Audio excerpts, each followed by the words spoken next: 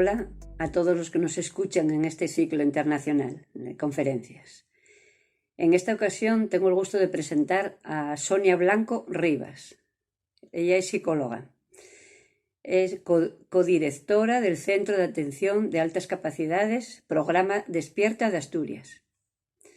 Es fundadora y presidenta de la Asociación Grupos de Trabajo y Apoyo a las Altas Capacidades de Asturias. Miembro activo de la Comisión de Psicología Educativa del COPA. Es autora de diversos blogs relacionados con este mismo tema. Colabora en diferentes asociaciones sin ánimo de lucro relacionadas con altas capacidades. Precisamente junto con nuestra presidenta de la Asociación ENOL, pensaron en colaborar y presentar alguna actividad, de lo cual resultó este ciclo de conferencias online. El título de su ponencia es La gestión emocional en las altas capacidades desde el ámbito familiar. Les paso con Sonia. Gracias.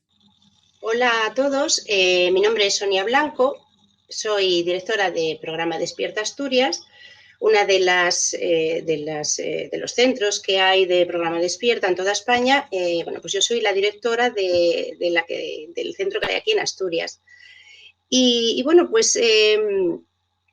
Hablando con Loli con la presidenta de la asociación ENOL, acerca de cómo podíamos enfocar el tema, de qué podíamos hacer, ¿no?, en este empeño que tiene siempre la asociación, como muchas asociaciones, para proporcionar un acercamiento, tocar distintos puntos de vista en lo referente a las altas capacidades intelectuales, surgió el tema de las sinergias, ¿no?, de crear sinergias positivas. De manera casi inevitable, yo creo que Loli estará conmigo en esto, te das cuenta de que conforme vas hablando acerca de todo lo que, de todos los temas que se pueden tratar, acaba saliendo siempre a colación la familia. ¿Por qué? Porque en realidad estamos hablando de emociones y en el momento que hablamos de emociones es inevitable que salga la familia. De hecho, si nos fijamos un poco, cada vez que a lo mejor nos encontramos en un contexto que ya nos encontramos a gusto, que estás en una situación que para ti es confortable, que te permite confianza, lo que tendemos a decir que es precisamente, pues mira, es que estoy como en familia. Pues exactamente eso. Por eso es tan importante incluir a la familia siempre en cualquier tipo de tema que tenga que ver con la educación, ¿no?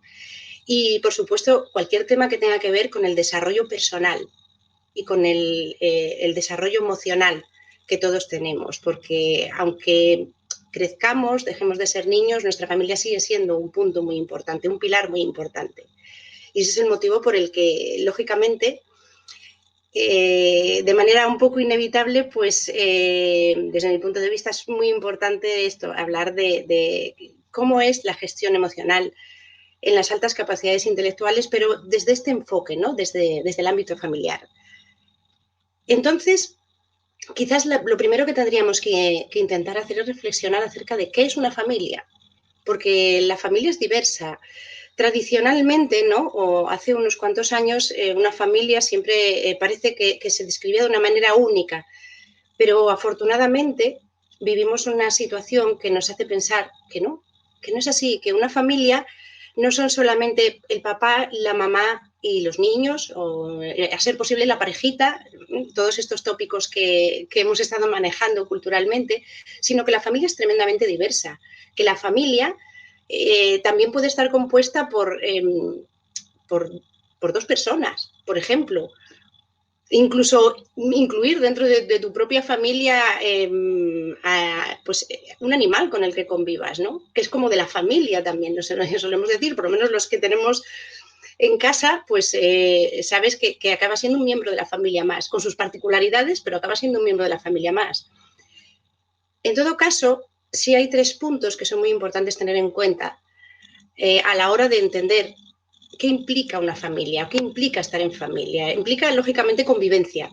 Quizás es el primer punto, lo primero que tenemos que entender, porque estamos compartiendo toda nuestra vida, el día a día.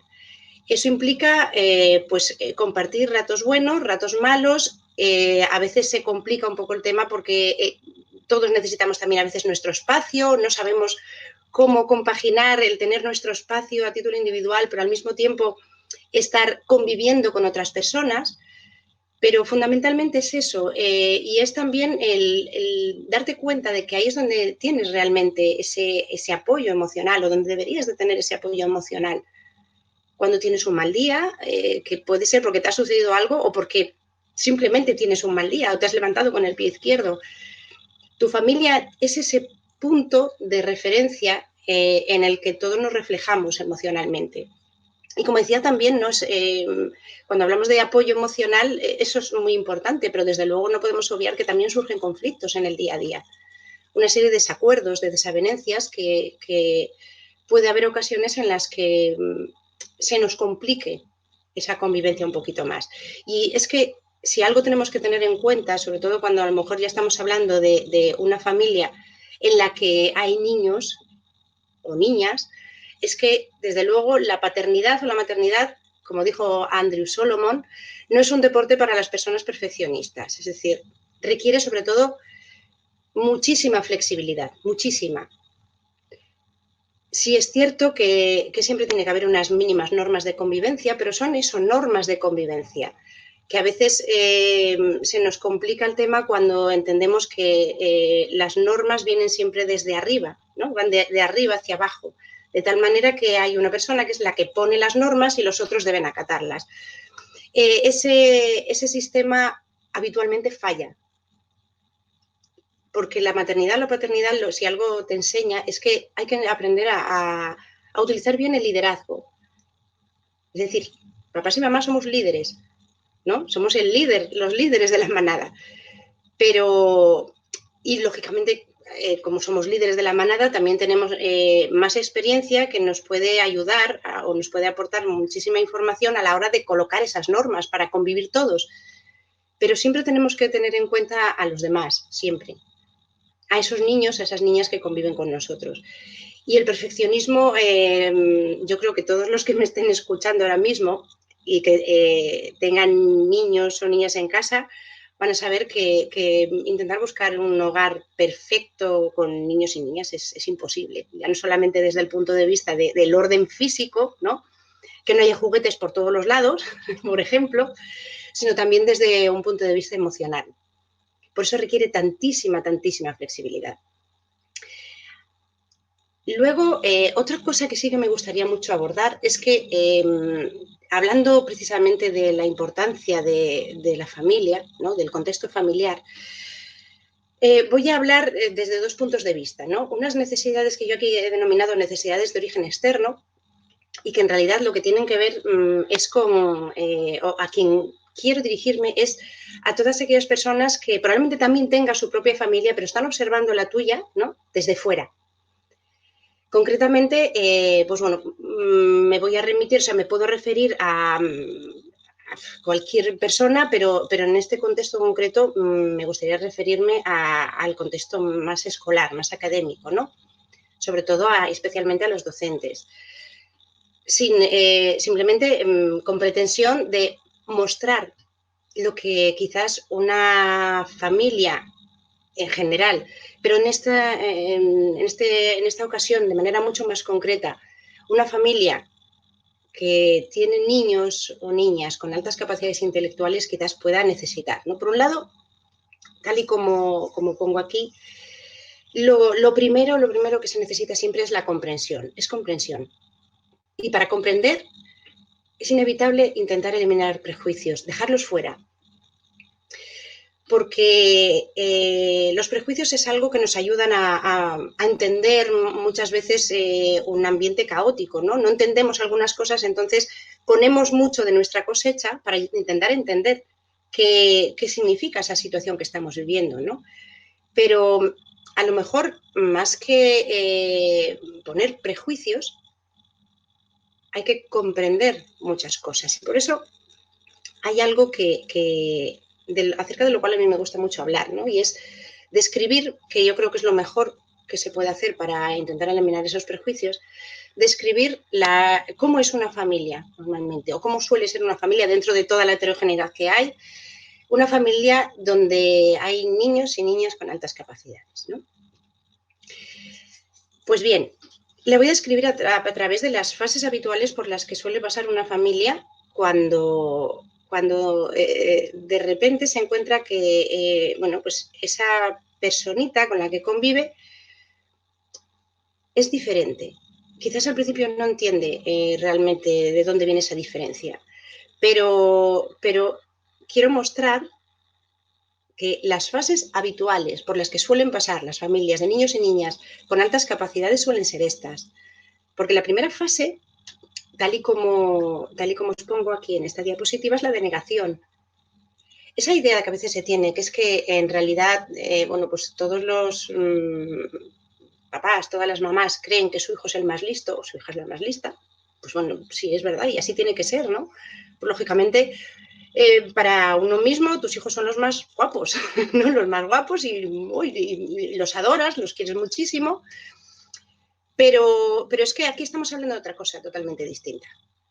Porque lo habitual es que te encuentras una negación. Es decir, bueno, sí, es verdad que puede haber desarrollado determinadas habilidades de manera muy precoz. Puede que a lo mejor, pues cuando tenía 2 añitos, le encantaba hacer ya puzzles y, oye, de 500 piezas. Pero bueno, nada, eso es normal, porque al fin y al cabo, bueno, yo vi que le gustaban los puzzles y entonces jugábamos a hacer puzzles y entonces como que le cogió el gusto por hacer puzzles y entonces se ponía a hacer puzzles y por eso, aunque tuviera 2 añitos, él los hacía, pero bueno, es que yo se lo proporcionaba y entonces, pues, bueno, yo me siento muy orgullosa de cómo es, pero a lo mejor pues, yo creo que esto es normal, ¿no? Que esto, si otras familias lo hicieran, seguro que los niños a los 2 años también harían estos puzzles. O estos puzzles, o por ejemplo, cuando a lo mejor a los 3 añitos empiezan a leer, muchas veces te sorprenden la manera en la que han empezado, se han iniciado en la lectoescritura, pues aunque te sorprenda, no se puede evitar tener esa sensación, ¿no? Que eso sí es muy habitual, ¿no? Tener esa sensación de que al fin y al cabo lo que estás observando o lo que te hace sentir lo que estás observando no es otra cosa más que un orgullo de madre. Es mi orgullo, es que claro, para mí no es nada, en realidad probablemente no es nada extraordinario, pero bueno, a mí me llena de orgullo ver cómo esa cosita tan pequeñita en un plazo de 3 años ahora de repente está empezando a leer, ¿no? Es decir, se tiende a ver todo desde la normalidad. Por eso se necesita una confirmación externa, que hay alguien de fuera que está fuera de tu núcleo familiar, de tu punto ¿cómo decirlo? De lo que es cotidiano para ti y de lo habitual para ti y que lógicamente tú percibes como normal, te observa y dice, no, pues mira, verás, yo creo que esto no, a ver, no es habitual, ¿no? No es habitual.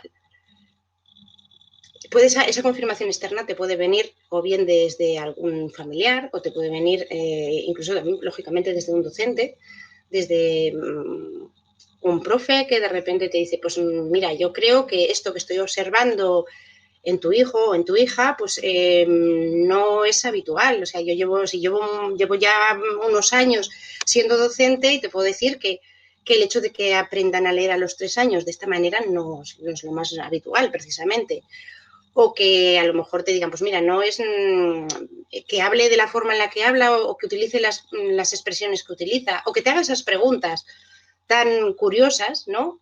Con lo chiquitito que es, que tenga ya curiosidad por esas cosas, o esas preocupaciones, de repente a lo mejor una preocupación pues por la muerte o por cosas que desde luego esas preocupaciones se tienen pero bastante más adelante, no de manera tan precoz. Entonces, cuando alguien desde fuera te dice, mira, esto quizás no es lo habitual, quizás deberías, bueno, pues si lo consideras oportuno, pues que lo evalúen, o bien en equipo de orientación o un profesional externo, y entonces, pues bueno, que salgas de dudas. Vale. Ahora imaginémonos que se produce esa evaluación. Imaginémonos también bueno, que se entrega ese informe, y yo lo que sí puedo decir, por lo menos desde mi experiencia profesional, es que en la mayoría de los casos lo que se produce es una sensación de confusión tremenda.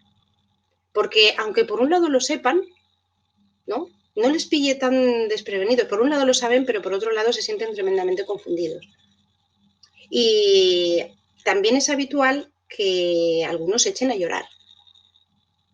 No de tristeza, no es tristeza, ni es alegría, es emoción, es muchísima emoción, porque en ese momento es como darse cuenta de que lo normal o lo que ha sido normal en su vida cotidiana, a lo mejor es normal, desde luego, pero solamente para ellos, porque no es habitual.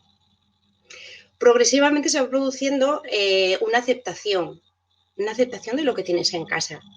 Y te acabas dando cuenta de que tu hijo o tu hija es exactamente la misma persona que antes de que te confirmaran externamente, pues que tiene altas capacidades intelectuales. Entonces se acepta. Y a partir de esa aceptación también comienza la lucha, aunque la lucha muchas veces empieza a lo mejor un poquito antes, ya incluso desde el punto de vista de la confusión, ¿no? La confusión es muy importante porque nos ayuda a colocar todas las ideas en su lugar, ¿no? Necesitamos estar confundidos para luchar para salir de esa confusión. Vale, pero esta lucha de la que yo hablo como última fase es algo que es una constante a lo largo de muchísimos años.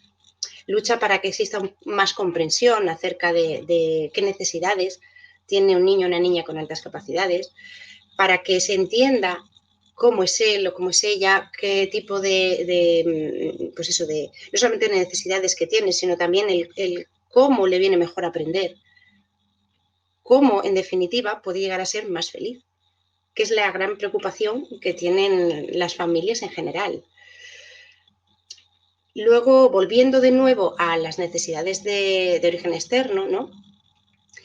Pues las familias de niños y niñas con altas capacidades necesitan mucho apoyo, porque con esto estamos dando un paso más a la comprensión. No basta con comprender un tema, también es necesario que la persona a la que estás apoyando sienta que no solo la entiendes, sino que además te importa lo que te está contando y te importa lo que está viviendo.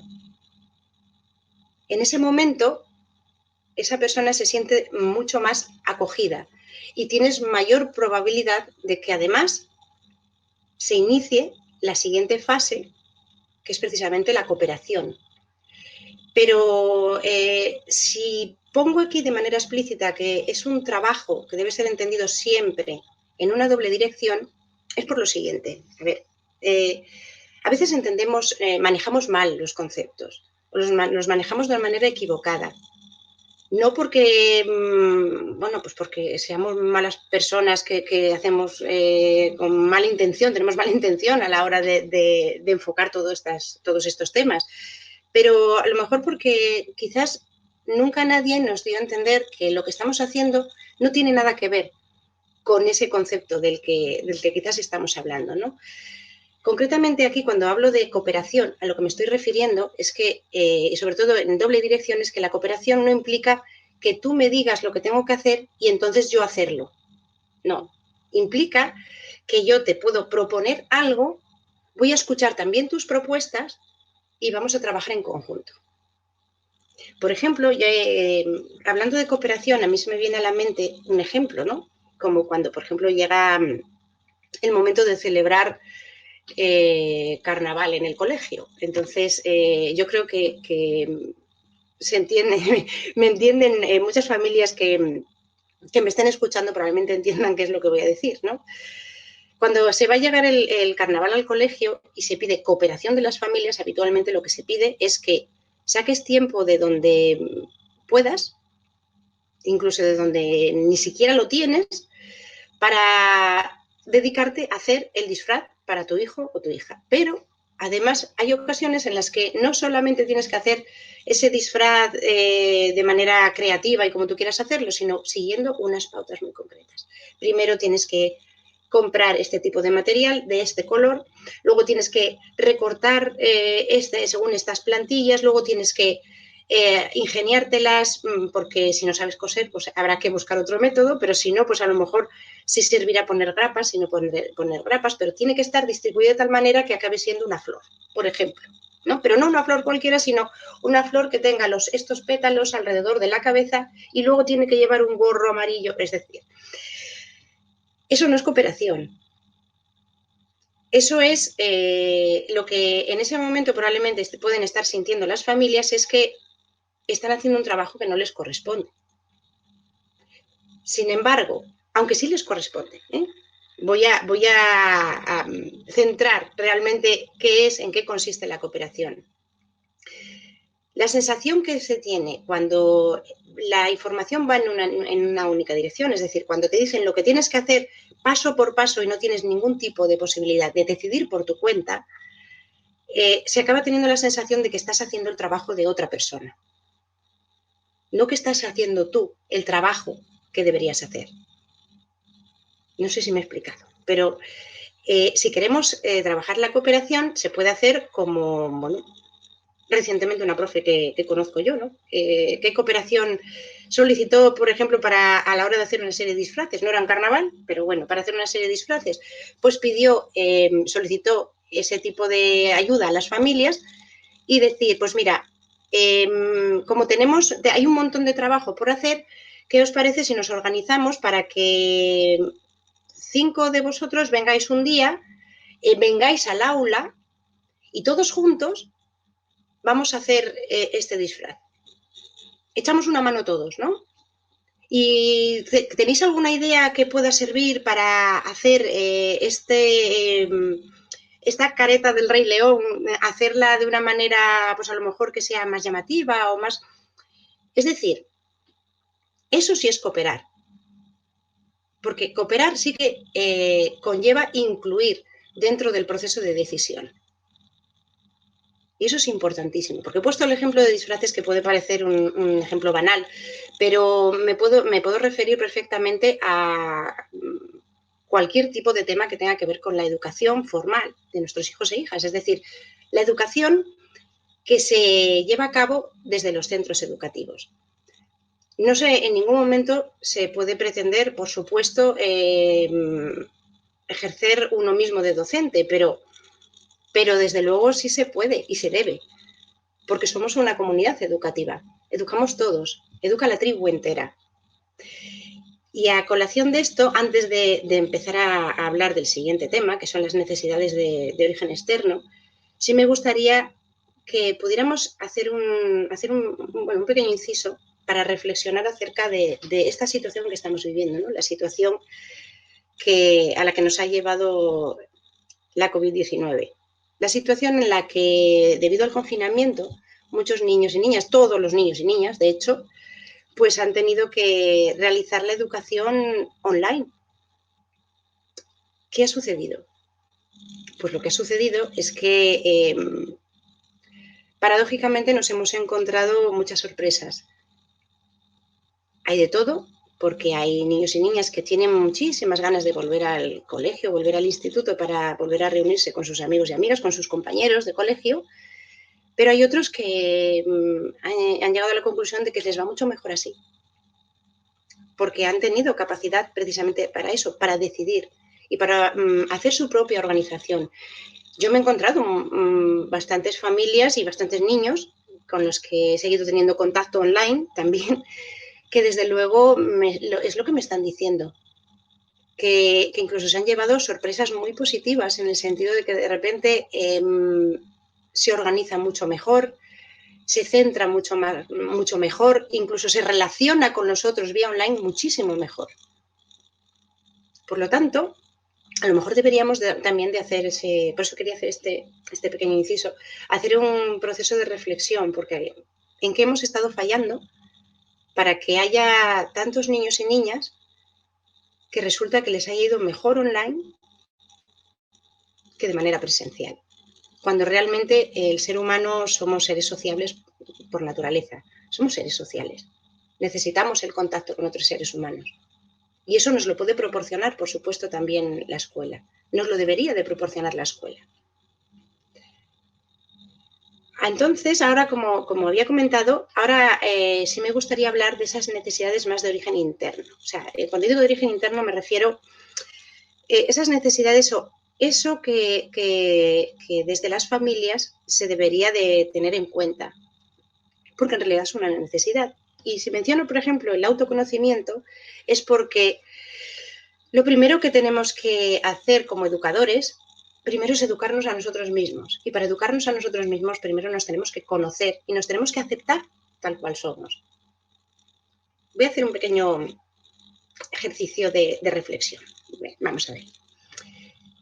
Esta diapositiva ya la he compartido muchas veces, ¿no? Porque creo que define de manera resumida cómo son las emociones en las altas capacidades intelectuales, siempre lógicamente con sus particularidades individuales, porque todos somos diferentes, ¿no? Todas las personas, y dentro de las altas capacidades, por supuesto, también. Pero lo resume muy bien, ¿no? Entonces primero vamos a pensar cómo voy a pedir a las familias que piensen acerca de cómo son sus hijos e hijas emocionalmente, ¿no? Y ver si hasta qué punto se pueden ver reflejados aquí.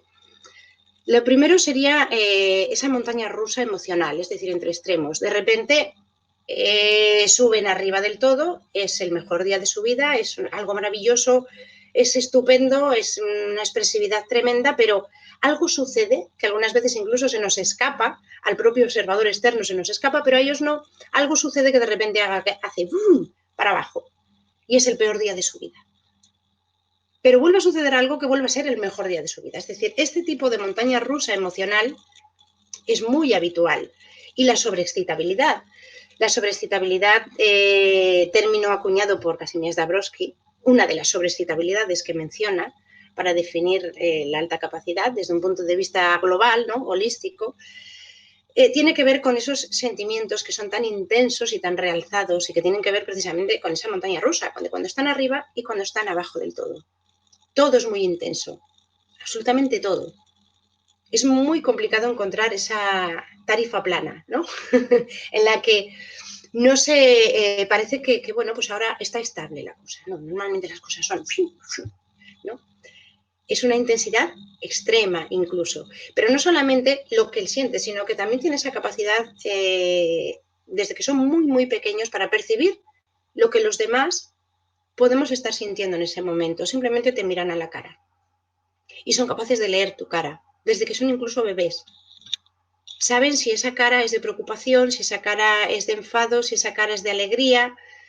De hecho, muchas veces necesitan, cuando son especialmente más chiquititos, por eso también a veces en ese contexto se habla de la alta demanda, ¿no? Porque necesitan entender muchos contextos, necesitan entender emocionalmente muchos contextos. De ahí también la disincronía emocional, por supuesto, y no son capaces de entenderlos porque, aunque cognitivamente en algunos temas su cerebro esté más desarrollado, sin embargo, emocionalmente le falta todavía esa experiencia vital para entender muchísimas situaciones, muchas. Entonces te van a buscar a ti como madre o como padre, y van a buscar especialmente tu cara y van a buscar en ti que tú expreses emocionalmente para que ellos puedan entender esa situación. Vale. He resumido mucho o he intentado resumir mucho cómo son las emociones dentro de las altas capacidades en los niños. Vale, pues ahora voy a pedir el ejercicio al revés. Es decir, voy a pedir que todo esto que he dicho sean los propios padres y las propias madres quienes se vean identificados ahí. ¿Por qué digo esto? Porque no necesariamente, no tiene por qué ser una condición necesaria, pero sí suele ser muy habitual que, primero, que haya varios hermanos dentro de la misma familia que tengan altas capacidades. Y eso viene de algún sitio. Y eso, esa predisposición genética puede venir de un papá, de una mamá o de ambos. Vale, pues el autoconocimiento, es decir, cuando pedís ejercicio de reflexión acerca de la importancia de conocerse uno mismo, quiere decir o implica directamente que también tenemos que reconocernos ahí nosotros. También hay que reconocerse ahí. También hay que reconocer que a lo mejor ese papá o esa mamá también tiene esa montaña rusa emocional y esa sobreexcitabilidad, ¿no? Y con unos sentimientos inmensos por todo, tanto para lo bueno como para lo no tan bueno. A eso me refiero precisamente con la importancia de fomentar el autoconocimiento. Solo cuando nos educamos las personas adultas nosotras mismas y nos conocemos nosotras mismas, seremos capaces de proporcionar un ambiente óptimo para la crianza de nuestros hijos e hijas. Otro tipo de necesidad que también se tiene desde un punto de vista interno a la familia es la cooperación en unos términos muy parecidos a los que mencioné anteriormente. Para tener que la convivencia sea óptima, no perfecta. No es siempre tenemos que recordar esa frase, ¿no? No podemos buscar la perfección, o no debemos buscar la perfección en la convivencia, pero sí que sea lo mejor posible. Tenemos que aprender a cooperar, todos y todas. Y tenemos que fomentar también ese espíritu de cooperación para nuestros hijos e hijas. Tenemos que ayudarles a entender que en una convivencia no todo tiene que depender de una única persona o de dos personas, porque eso sobrecarga emocionalmente, sobrecarga muchísimo. De ahí que hay que entender también que habitualmente la mayoría de las familias de niños y niñas con altas capacidades viven las situaciones con mucho estrés, muchísimo estrés. No solamente por esa intensidad emocional que tiene en casa, sino porque a veces se siente impotencia. Y la sensación de no estoy haciendo las cosas bien y ese es el motivo por el que mi hijo o mi hija está mal, eso es devastador. Eso puede llegar a ser devastador. Por eso es tan importante fomentar esa cooperación, para que dentro del núcleo familiar todos y todas seamos capaces de comprendernos unos a otros. Porque eso es precisamente lo siguiente que quería mencionar, ¿no? Es importantísimo fomentar la comprensión. Y para comprender las cosas, lo primero que tenemos que hacer es observar y no prejuzgar. Es decir, olvidarnos de todos los prejuicios que podamos tener en ese momento y limitarnos a observar y también preguntar. Fomentar muchísimo, muchísimo la escucha activa. Voy a poner un ejemplo para que se entienda un poquito mejor lo que pretendo exponer, ¿no? Mirar, ¿qué sucede cuando a lo mejor tú estás en casa? Encima estás cansado, porque estás cansado, porque a pesar de esta situación que tenemos ahora, ¿no? A pesar de que es curioso que el confinamiento nos haya puesto en la tesitura de tener que quedarnos en casa, no nos hemos quedado descansando. La mayoría no nos hemos quedado descansando, sino que lo que ha supuesto es un cambio y una readaptación a una vida totalmente diferente, ¿no? Que aunque estemos en distintas fases de desescalada, sigue siendo diferente y es un proceso de adaptación. Entonces uno está cansado y de repente tienes a tu hijo que te está todo el tiempo demandando algo. Ayúdame con los deberes, ayúdame, yo no sé, no soy capaz, no me acuerdo. Todo este tipo de frases a veces que son muy habituales. Vale. Y tú estás cansado y no te apetece en ese momento, le dices, mira, déjame un momentito descansar, te prometo que dentro de 15 minutos te ayudo, pero en esos 15 minutos el tiempo es relativo, no lo percibimos igual en la edad adulta que en la infancia. Entonces, durante esos 15 minutos continúa la demanda de, y ya han pasado 15 minutos y me vas a ayudar, ¿y cuándo me ayudas? ¿Y cuándo me ayudas? Y bueno, como tú quieres cumplir religiosamente esos 15 minutos, sigues intentando descansar. ¿Qué sucede? Que de repente ese niño, como no le has ayudado, pues coge las hojas, unas hojas que tenía para hacer los deberes y hace ras, las rompe y no solamente las rompe, sino que las utiliza como confeti por toda la sala. Un ejemplo, ¿no? Puede ser eso, puede ser cualquier otra cosa, que se ponga a jugar con algo que lo rompa y que, bueno, pues tú en ese momento... Es muy complicado, porque yo entiendo que es muy complicado, pero es importantísimo no prejuzgar. Es decir, es muy habitual caer en los prejuicios y llegar a poner un pensamiento en la mente de ese niño. Es decir, vale, lo ha hecho aposta, para interrumpir mi descanso, para no dejarme reposar tranquilamente. tiene mala intención, me está manipulando, ¿no? Todo esto que estoy mencionando ahora mismo son prejuicios. Porque si realmente nos detenemos a observar un poco, no es que el niño o la niña sea, porque no le importemos, aunque le digamos que estamos cansados, da igual, no le importa, no le importamos nosotros, no tiene nada que ver con eso. Es que para un niño, para una niña, nosotros somos superhéroes. De hecho, una de las fases por las que tenemos que pasar todas las personas adultas es muchas veces romper ese mito de que nuestros padres son superhéroes. Y eso a veces genera una crisis, porque es necesario romper al superhéroe para aprender a querer a la persona.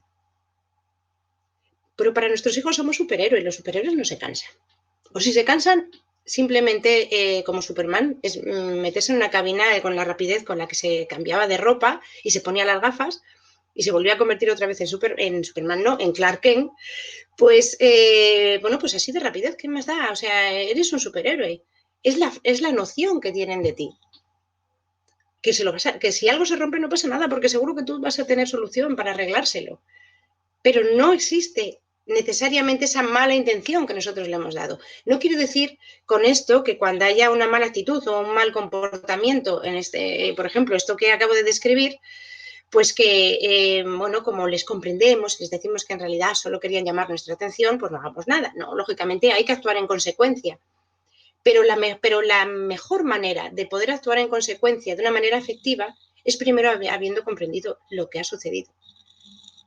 Porque nosotros estamos cansados, pero probablemente ellos también. Y probablemente tenía ganas de que le ayudaras a hacer los deberes para que los terminara pronto y poder descansar él también. Por eso es tan sumamente importante entender todo esto, ¿no? Y haciendo un poco así a modo de resumen, un poco global. Las familias lo que realmente necesitan es comprensión por parte de los demás y luego también aprender a comprenderse un poquito más a sí mismas. Que a veces cuesta mucho. Porque ese grado de autoexigencia a veces es inmenso. Porque si los niños y niñas piensan que somos superhéroes, a veces es porque nosotros les mostramos que somos superhéroes y que podemos con todo, cuando no es verdad. Mostrar las debilidades a nuestros hijos e hijas también es muy positivo. Cuando a veces se dice que no llores delante de los niños, escóndete. Lo que les estás diciendo es, o lo que les estás mostrando en realidad, porque los niños se acaban dando cuenta de que te encontrabas mal y que estabas llorando, pero ellos, la conclusión a la que acaban muchas veces llegando es que cada vez que se llora, o cada vez que uno está triste y quiere llorar, lo mejor es esconderse de los demás, para no preocupar. Cuando la realidad es que cuando uno está triste tiene que llorar, porque lo siente en ese momento y necesita expresarlo. Entonces, simplemente, y con esto ya concluyo, que prometí no extenderme demasiado, simplemente permitámonos el lujo de ser personas, de tener fallos y luego también exijamos nuestros derechos como familias. Muchas gracias.